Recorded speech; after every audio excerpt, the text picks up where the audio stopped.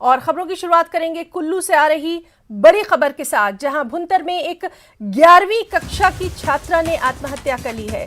व्यास नदी में छलांग लगाकर आत्महत्या की है। कल शाम को भुंतर पुल से इस 11वीं कक्षा की छात्रा ने छलांग लगाई। रिवर राफ्टिंग रेस्क्यू टीम ने शव को बरामद कर लिया है।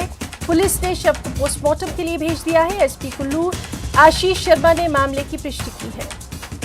हमारे साथ मौजूद हैं हमारे संवाददाता तुलसी, क्या है ये पूरा मामला और अभी तक क्या कुछ जांच में निकल कर सामने आया?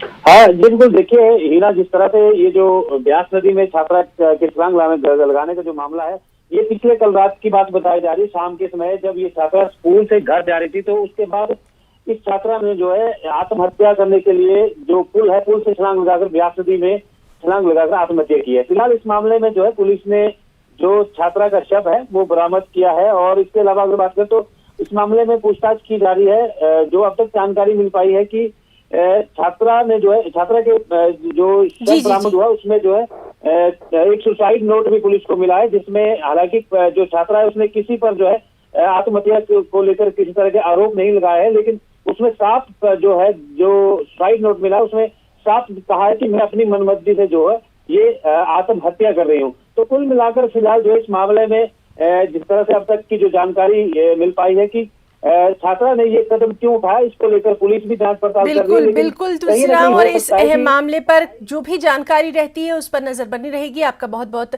शुक्रिया अदा करना चाहेंगे तमाम तर तफसीलात के लिए।